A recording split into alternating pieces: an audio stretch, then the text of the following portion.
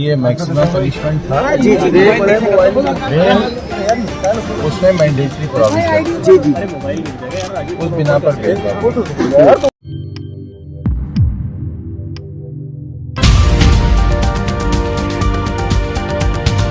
अस्सलामुअलैकुम आदाब दोस्तों, मैं हूं शम्स सईद और आप देख रहे हैं न्यूज़ हर खबर आप तक। दोस्तों, जो खबर मैं आज आपके सामने पेश करने वाला हूं वो बहुत ही बड़ी और ब्रेकिंग न्यूज़ है। फिलहाल की ताज़ा खबर है। आप प्रोमो देख के समझ गए होंगे कि आज़म खान से जुड़ी खबर है, लेकिन खबर क्या है दोस्तों, मैं सारी चीज़ें आपको एक एक करके बताऊंगा। लेकिन साथ के साथ शुरू में आपसे ये निवेदन ज़रूर करूंगा कि आप अंत तक बने रहिए। खबर बहुत बड़ी खबर है कि आज़म खान को जो है 3 साल के लिए सजा सुनाई गई है। आज़म खान दोषी करार दिए गए हैं। किस मामले में दिए गए हैं, क्यों दिए गए हैं और कौन सी कोर्ट ने सजा सुनाई है, मैं सारी चीज़ें आपको बताऊंगा। लेकिन आपसे दरखास्त है कि आपसे फिर दोबारा कि आप अंत तक बने रहिए। दरअसल आपको बता दें दोस्तों कि आज़म खान ने जिस मामले में उनको वो सज़ा हुई है वो हेट स्पीच का मामला है, भड़काऊ भाषण देने का मामला है। इससे जुड़ी सारी तथ्य, सारी खबर और दीगर चीज़ जो आज़म खान पर जो कार्रवाई हुई है वो किन धारा के तहत हुई, वो सारी चीज मैं आपको बताऊंगा, किन चीजों के तहत इसको दोषी करार दिया था। लेकिन दोस्तों, उससे पहले आपको ये बयान सुना देता हूं जो आज़म खान कह रहे हैं कि मैं इंसाफ का कायल हूं, और क्या कुछ कह रहे हैं ये सारी चीजें आप सुन लीजिए। बेल उसमें मैंडेटरी प्रोविजन है, उस बिना पर बेल पर हूं, लेकिन मैं इंसाफ का कायल हूं।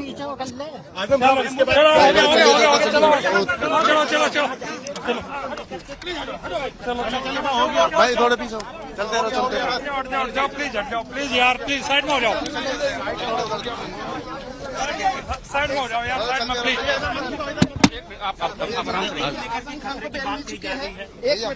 अब जो भी लॉ में होगा, प्लीज यार साइड में आओ। अभी तो ये बेटा पहली this is first step of the judgement और judiciary of our law in this connection. There are many doors open for me. दोस्तों, आपने आज़म खान को सुन लिया, वो किस बारे में जिक्र कर रहे हैं। सबसे बड़ी बात यह है कि अभी आपको तशवीश है कि भाई किस बारे में जिक्र हो रहा है, किस कानून के तहत और किस मामले में इनको जो है सजा सुनाई गई है। दरअसल आपको बता दें कि भारत के प्रधानमंत्री, देश के प्रधानमंत्री नरेंद्र मोदी जी के बारे में अभद्र बयान, ये भड़काऊ भाषण देने या गैर आपत्तिजनक टिप्पणी करने को लेकर इनको जो है 3 साल की सजा का जो है दोषी करार दिया गया था, और साथ के साथ इनकी विधायकी पे भी तलवार लटक गई। अब सारा मामला क्या रहा क्या नहीं रहा, मैं आपको सबूत के साथ पेश करना चाहता हूं। ये लाइव हिंदुस्तान है, ये खबर है इनकी। आप देखिए कि आज़म खान को 3 साल की सजा, हेट स्पीच मामले में आया फैसला, विधायक पर लटकी तलवार।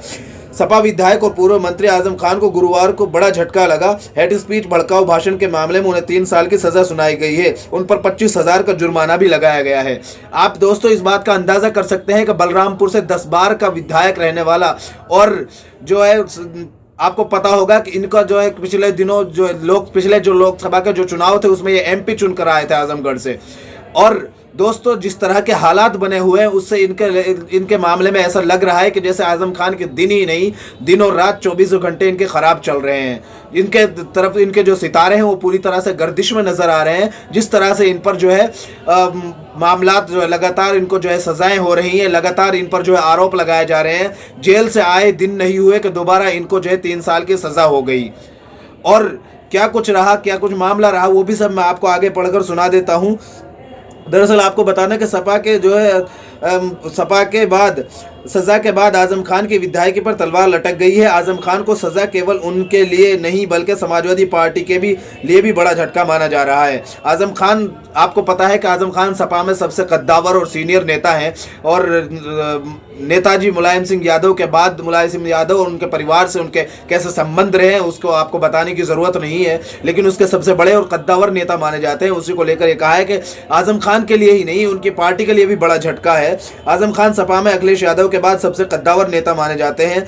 गुरुवार को दोपहर करीब 2 बजे MP MLA की विशेष अदालत ने सुनवाई शुरू करने के बाद आज़म खान को दोषी ठहराते ही कस्टडी में ले लिया था, उनको जो है हिरासत में ले लिया था, और 4 बजे के करीब अदालत ने फैसला सुनाया। इस दौरान आज़म खान कस्टडी में ही रहे। आज़म खान के खिलाफ 3 धाराओं में केस दर्ज हुआ था।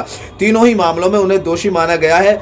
एक नहीं, दो नहीं, तीन मामलों में दोषी माने गए हैं। 2019 के लोकसभा चुनाव के दौरान आजम खान पर भड़काऊ भाषण देने का मामला दर्ज किया गया था। आरोप है कि भाषण के दौरान आजम खान ने पीएम मोदी और सीएम योगी पर आपत्तिजनक भाषा का इस्तेमाल किया था।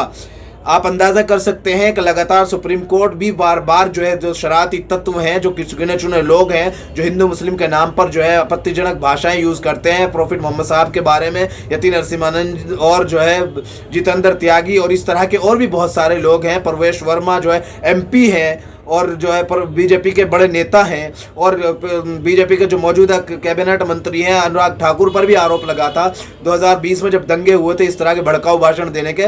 और भी बहुत सारे, नंदकिशोर गुर्जर हैं जो लोनी गाजियाबाद के, इस तरह के और बहुत सारे लोग आपको मिल जाएंगे। लेकिन इन पर जो है आजम खान पर कार्रवाई हुई, उन पर क्यों नहीं हुई, ये सवाल अभी तक बना हुआ है। आजम खान पर तीन मामलों में दोषी ठहराया गया है। आजम ने जो दलील दी थी उसको भी हम आपको बता देते हैं कि इससे पहले आजम खान ने फैसले की तारीख टालने के लिए प्रार्थना पत्र दिया था, दरखास्त दी थी। उनकी ओर से कहा गया था कि मामला हाई कोर्ट में विचाराधीन है, इसलिए फैसले की तारीख को आगे बढ़ाया जाए। कोर्ट ने उनकी दलील खारिज कर दी थी। आजम खान पर चुनाव को लेकर कई मामले दर्ज हैं। भड़काऊ भाषण का ये मामला वर्ष 2019 के लोकसभा चुनाव का है। आजम खान लोकसभा चुनाव लड़ रहे थे, तब सपा और बसपा का गठबंधन था। आजम खान सपा चुनाव जीत गए थे। चुनाव प्रचार के दौरान उनके खिलाफ आचार संहिता उल्लंघन करने के कई मामले विभिन्न थाने में दर्ज हुए थे। इसमें एक मामला मिल्क कोतवाली में हुआ था। उसमें से उन पर आरोप है कि संवैधानिक पदों पर बैठे लोगों और तत्कालीन जिलाधिकारियों के लिए भी अपशब्द कहे, धमकी दी और दंगा भड़काने का प्रयास किया। इसके द्वारा वर्ग विशेष से धर्म के नाम पर वोट की अपील की गई। इन आरोपों के साथ वीडियो अवलोकन टीम के प्रभारी अनिल कुमार चौहान की ओर से आजम खान के खिलाफ प्राथमिकी दर्ज कराई गई थी।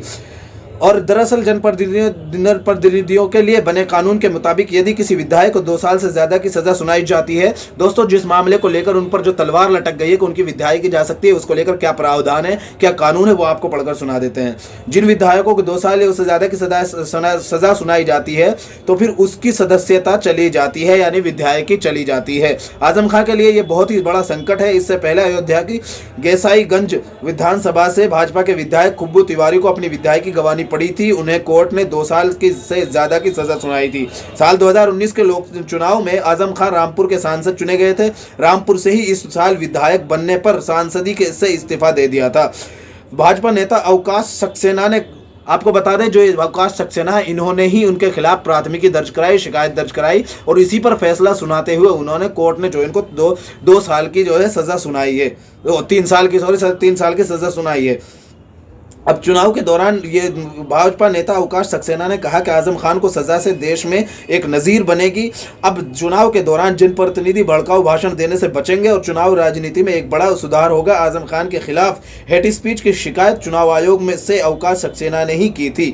अवकाश सक्सेना इस साल हुए विधानसभा चुनाव में रामपुर से आजम खान के खिलाफ भाजपा के टिकट पर लड़े थे, जिनको जो है अब जीतने में नाकाम हो गए थे। उसके बाद इन्होंने जो है अब भाजपा नेता जो अवकाश सक्सेना है, इन्होंने आजम खान के खिलाफ बाकायदा जो है शिकायत दर्ज कराई थी और ये सारा मामला जो है उसी से जुड़ा हुआ है। अब आपको बता देते हैं दोस्तों कि किन धाराओं में जो है ये जाकिर अली त्यागी, इनका ट्वीट हम आपको पढ़कर सुना देते हैं जब इन पर जो है दोष साबित हुआ था। नरेंद्र मोदी के खिलाफ भड़काऊ भाषण मामले में सपा नेता आजम खान दोषी करार। कुछ देर बाद रामपुर की एमपी एमएलए कोर्ट जो सजा सुनाई जिन्होंने, उनका इन्होंने जिक्र किया है। और खासतौर से आपको बता दें कि मिलक की तहसील में आजम खान पीएम मोदी और प्रशासनिक अधिकारियों पर लगाए थे गंभीर आरोप। चुनाव आयोग ने की थी कार्रवाई। और इसके बाद लिखा है कोर्ट ने आजम खान के आईपीसी की धारा 153A इस धाराओं के तहत जो कार्रवाई है मैं आपको पढ़कर सुना रहा हूँ। 505A और 25 लोक प्रतिनिधि अधिनियम के तहत दोषी करार दिया है। यदि इस मामले में आजम खान को 2 साल से अधिक की जो सजा सुनाई, जो हम प्रावधान हम आपको बताया, विधायकी चली जाती है। जो लोग कहते हैं कि आलोचना हमारा संवैधानिक अधिकार है, वो देख लो आपका कितना अधिकार है। एक तरह से इन्होंने टिप्पणी की है और इस चीज़ को लेकर जो मैं कई लोगों का जिक्र किया, उसके बाद जो है मैं आपको महत्वपूर्ण पॉइंट ये बताने जा रहा हूँ दोस्तों कि उन्होंने हाथों हाथ जमानत ले ली है और वो अभी जेल जाने से बच गए हैं। ये महत्वपूर्ण पॉइंट है। उनको सजा हुई है 3 साल की, लेकिन उनकी जमानत हो गई है हाथों हाथ और वो जेल अभी नहीं जाएंगे। अब आगे इस मामले में वो क्या कार्रवाई करेंगे, कहां पिटीशन दायर करेंगे, जो भी मामला होगा वो सब हमारे और आपके सामने निकल कर आ जाएगा और ये देखने लायक होगा कि आजम खान का अगला कदम क्या होगा। और दूसरी तरफ उनको जो है अवकाश जो सक्सेना है, उनको सुरक्षा प्रदान कर दी गई है। उन्होंने अपनी जान की जो है हिफाजत के ताल्लुक से सुरक्षा की मांग की थी, तो उनको सुरक्षा दे दी गई है। उनको जो है अवकाश सक्सेना को, जो भाजपा के नेता हैं, जो रामपुर से आजम खान के जो है अपोजिट जो चुनाव लड़े थे, हार गए थे, उनको जो उन्होंने जो प्राथमिकी दर्ज की थी उस पर क्या कार्रवाई हुई, क्या उनको जो है कौन कौन सी धाराओं के तहत उन पर कार्रवाई हुई, सब हमने आपको सुना दी। और 3 साल की उनको सजा हुई, लेकिन उसके बाद महत्वपूर्ण जो पॉइंट था कि उनको हाथों हाथ जमानत मिल गई और वो जेल जाने से बच गए हैं। यह एक अहम और महत्वपूर्ण पॉइंट था, जिसके बाद आजम खान ने यह बात कहा था कि मैं इंसाफ का कायल हूं, और इंसाफ के इसको जो पीसी जो हमने आपको दिखाई थी उसमें भी यही कहा था उन्होंने। लेकिन सवाल यह बनता है दोस्तों, जिस तरह देश में लगातार भड़काऊ भाषण दिए जा रहे हैं, साधु संत 1-2 लोग हैं जो सबको बदनाम करते हैं, यति नरसिम्हानंद है और एक तरह के लोग और थे, एक जिन्होंने जो राष्ट्रपिता महात्मा गांधी जी से लेकर विशेष समुदाय के जो मैसेंजर्स हैं उन तक को नहीं बख्श रहे हैं। मुस्लिम समुदाय के जो प्रॉफिट मोहम्मद सल्लल्लाहु अलैहि वसल्लम साहब हैं उनके बारे में भी आपत्तिजनक शब्द और अभद्र बयानबाजी कर रहे हैं। ऐसे लोगों पर क्या कार्रवाई होगी और कब होगी, और ऐसे लोगों को कब सजा होगी। और खास तौर से बीजेपी के बड़े बड़े नेता भी, मैं नाम लेकर बता रहा हूं आपको, परवेश वर्मा, और उन पर भी, अनुराग ठाकुर पर भी आरोप लगा था। तो ऐसे लोगों पर जो और भी बाकी लोग हैं जो उत्तर प्रदेश में जो कई सारे नेता हैं, नंदकिशोर गुज्जर लोनी से हैं, वो तरह तरह के भड़काऊ बयान और भाषण देते रहते हैं, उन पर कब कार्रवाई होगी, ये सवाल अपनी जगह खड़ा हुआ है और अटल है। दोस्तों फिलहाल इस वीडियो में इतना ही। आगे फिर मुलाकात होगी आपसे किसी ऐसी खबर के साथ आपसे ये निवेदन जरूर करेंगे दोस्तों कि आप हमारे इस चैनल को लाइक करें, शेयर करें और सब्सक्राइब करें, और खासतौर से हमारे फेसबुक पेज न्यूज़ हर खबर आप तक को जरूर लाइक और फॉलो कीजिएगा।